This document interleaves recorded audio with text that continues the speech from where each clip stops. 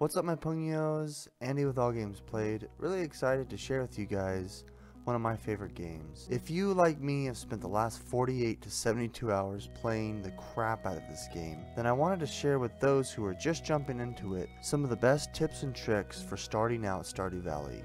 This video is going to focus on 5 tips for starting off your first week in Stardew Valley. I do want to give a disclaimer, this does have spoilers as it does reveal early game story elements, so you've been warned. The first week that you spend in Stardew Valley is probably the hardest because you're getting your bearings, you're figuring out what the controls are, you're figuring out what your objective is, and you're learning about Stardew Valley itself.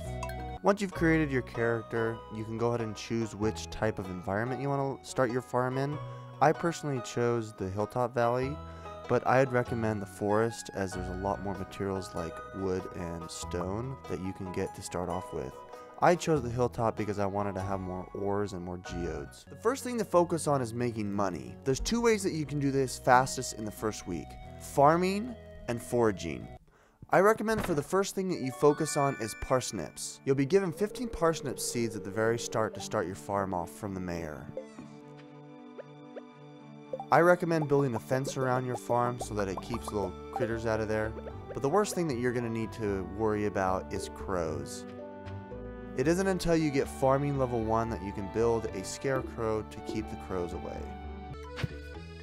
Till the ground with a hoe, plant your seeds, and water them, and watch them grow. The best part about parsnips is they grow super fast. They grow one of the fastest within 4 days. Each day you gotta make sure and water it, and then on the 5th day, it'll grow. The reason why I chose parsnips is because the economy of it is the best. They only cost 20 per seed. 4 days later, you can sell them between 20 and 60 each, depending if you have a star or not. Here I got about 35. The next thing you need to do is forage. I recommend walking around and picking up the daffodils and leeks in the spring, as it will be a good source of income.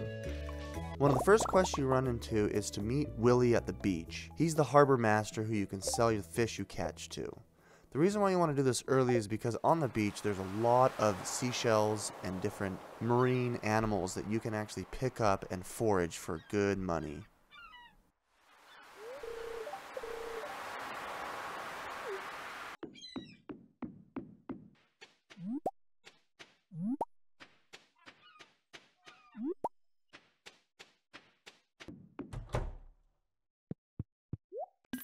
That's not bad. I made about 150 bucks there just picking up seashells. The second thing that I would suggest is that you focus on the intro quests and the quests at the board. These are really important to maintaining your economy and making money.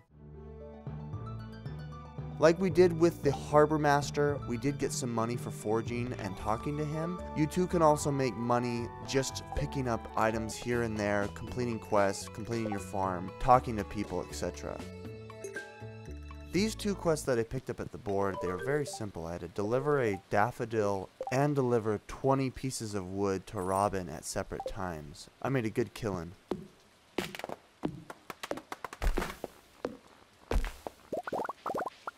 In my estimation, you'll be able to make about $1,000 within the first week if you're doing these quests.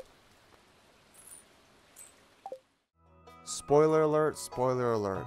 The following does contain story elements if you do not want to be spoiled. The third section has to do with the extraterrestrial creatures that you meet in this game. Around the 5th day of the week, you meet the mayor, Lewis, at this old run-down town hall. It is here where you meet the cutest things outside planet Earth, assuming this is planet Earth. Junimos. Junimo? I have no idea how to pronounce this. Please, down in the comments, how do you pronounce this? Can someone help me? Let's call them Junimos from now on. Once the cutscene is over, head over to the left of the bottom room and you'll run into this piece of parchment that has weird writing on it. Shortly thereafter, you'll get a quest to meet the wizard. The wizard is at the bottom left of your map. Head over there and talk to him.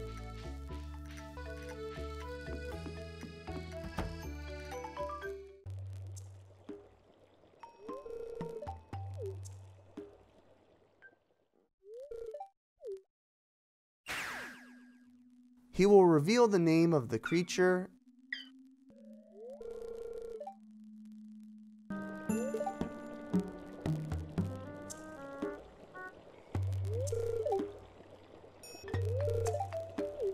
And then he will do this.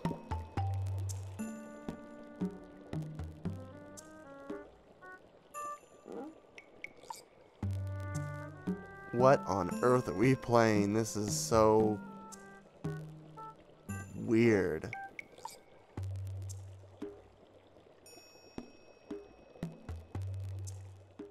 Now that that's over, head back over to the town hall, go to the parchment, and it's changed. This part is optional, but I highly recommend you doing it because of the rewards that you get. The Junimos like collecting things in Stardew Valley.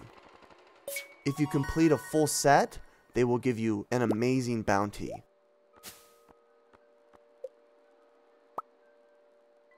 I recommend that you collect one of everything in every season, because each bundle you complete will give you tons of rewards, artifacts, upgrades, items, etc. Take this for example. I got 30 spring seeds, which are amazing. That's like 3,000 gold.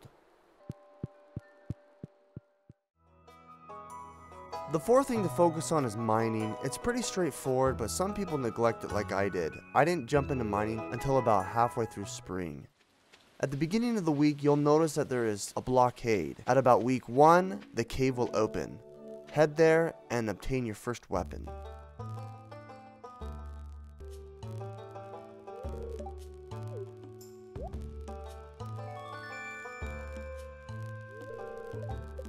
You want to go down the cave as far as you can because not only is there good loot, but there's actually a couple of quests that get you some good money if you head down to level 40 and below.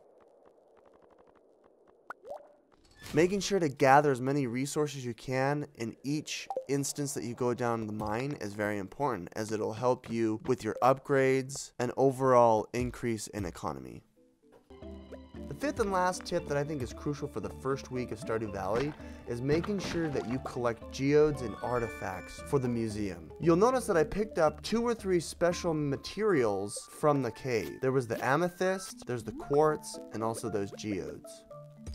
You'll need to take these items to the museum for the collector. Before you do, make sure you go to the blacksmith and he will break apart the geodes and give you what's inside.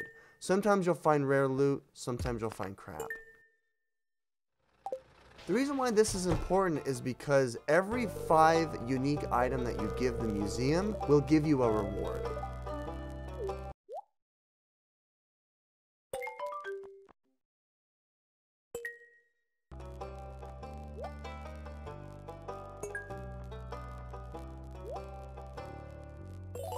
This is crucial as it is basically free money and free seeds for your farming.